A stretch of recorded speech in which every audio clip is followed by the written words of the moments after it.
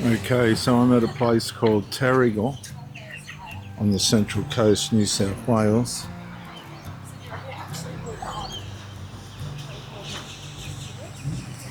Very busy place. And what happens is you get the swimmers will go out at sunrise into the ocean here, which at the moment has actually a swimmer's just gone in there now, which has catastrophic shark numbers at the moment. Shark activity is travelling up and down the coastline here through these bays. There was a shark reported here on the weekend, just in the bay. And it works like this: you get 2,000, 4,000, 8,000, 16,000, and the numbers increase, not in an additional number, in a multiplication number. So right now sun's not even up. Sun's not up, there's a person in the water. No regard for the presence of sharks. Now what the sharks will do, this is not the topic by the way, this is just observation. What the sharks will do, they'll cruise inside the inner gutter, predating anything they can find close to shore or within the rips and things like this. Now, you can do whatever, people can do whatever they like. They can train on the beach, they can get ready to go in. But with the knowledge that we have today, to be swimming in there now, which somebody's actually swimming in there now. And don't worry, I've surfed here all my life, they're just coming out now. You'll see that person coming out, they've got out alive. If that person gets attacked, who's responsible for that? Well, it's the person themselves. There comes that person now. The sun's not even up. No sun up or anything like that. Anyway, I guess that's the positive side to Australia. That's the positive side, I suppose, of it all. But the topic for today is Australia irretrievable? And I believe it is completely irretrievable. When staying started feeling more expensive than leaving. When staying started feeling more expensive than leaving. If you ever look at your own life, you can hear the birds in that tree, and wondered why remaining where you belong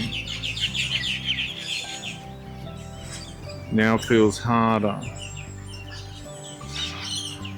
than starting again somewhere else.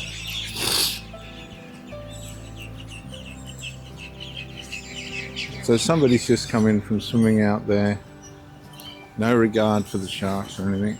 So you feel like remaining instead of moving somewhere else. And at first, leaving sounds impossible. Your family's here, your work is here, your memories are here. There's a boy being washed up by the swells. You absorb another rent increase, another mortgage adjustment, another insurance bill. They're just saying last night on the news, insurance has become so dear. People aren't doing it anymore because the cost of it is too high. So if somebody's house burns down, it's not insured, they lose it.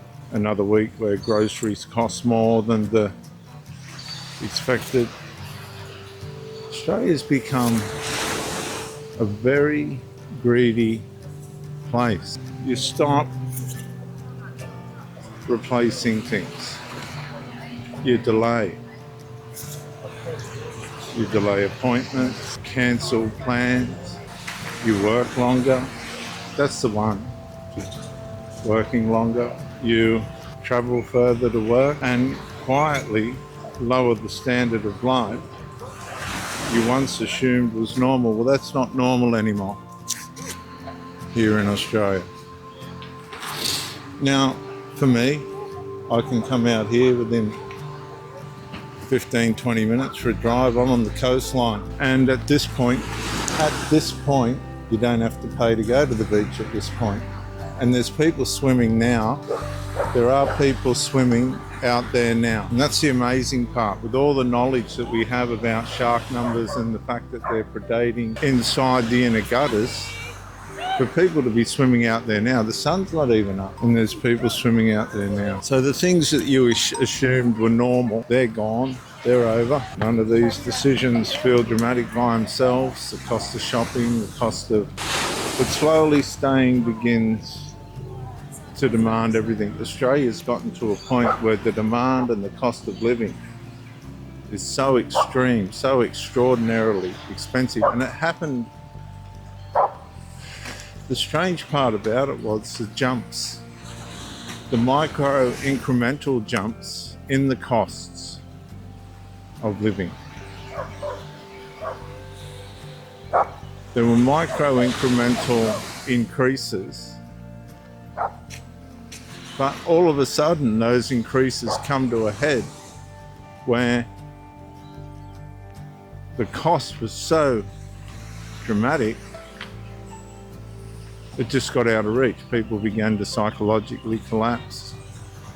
People began to drift. They drifted from spirituality. They drifted from Australian culture. And that drifting from that culture turned around and bit them in the bum.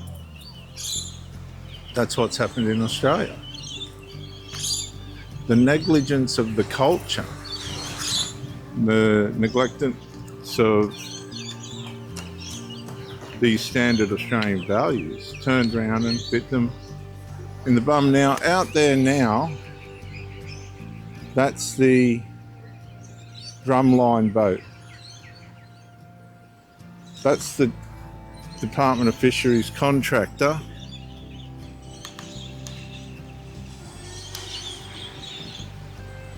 They're going out to do the drum lines right now. Now, whilst the cost of living and everything's rising, the income doesn't rise.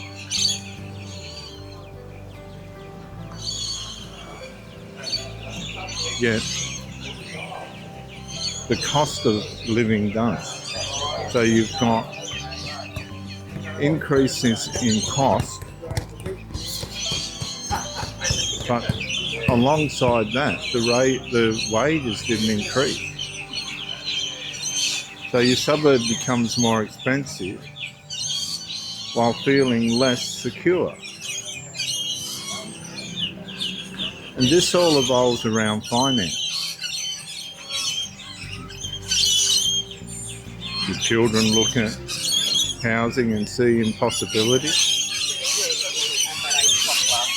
Your friends move further away because it's too expensive to live inside the inner circle. Older Australians calculate whether they can afford to remain near the communities they once helped build.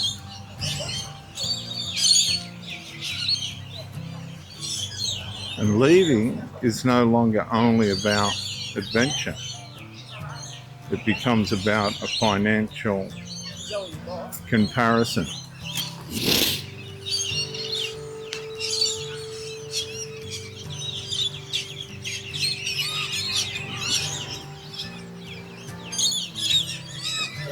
Now, I think there's someone I think there's actually someone swimming out there at the moment.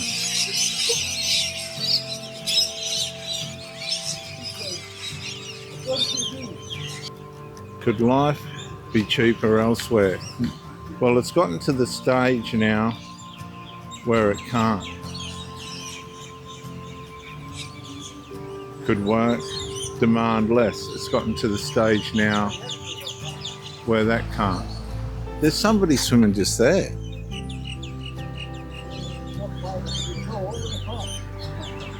Now, it might not seem like it, but these people have taken their lives into their own hands. Because on the inside gutter, that's where the sharks predate, along the inside gutter.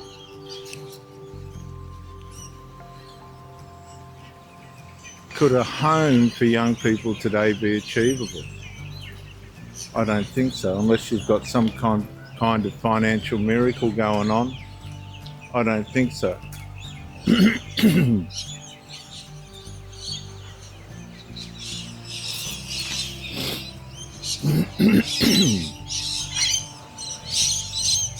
Could your children build something without beginning under permanent pressure?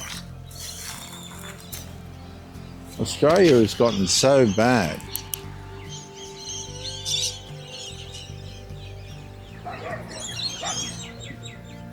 Australia has gotten so bad, the children have given up hope even owning their own place.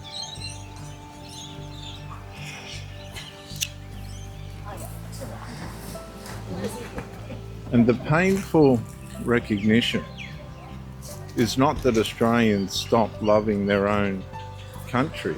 That's not the problem. How could you not love this?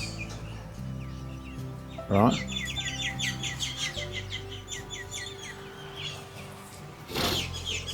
It's that love began requiring sacrifices, financial sacrifices that ordinary people could no longer keep making indefinitely without a physical and psychological impact. Catastrophic.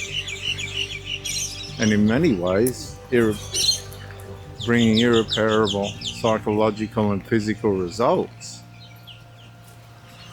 On a financial level that can't be sustained. It's just unsustainable. So there's a lot of people freaking out about this camera, believe it or not. Australia's become irretrievable because its citizens are not driven away by hatred, but slowly priced out of belonging. And eventually the question changes. Not why would anyone leave, but how much longer can they afford to stay? That's the question. Not why would anyone leave, but how much longer can they afford to stay? It's been a very interesting morning here at Terrigal. People swimming in the dark, knowing that there's shark problems. But that's the Australian way, I'd imagine. I bet you the woman that got attacked by the shark at Coogee would be advising against it. But that's how it is now. I'm pro-theologist here at Terrigal, the great Terrigal.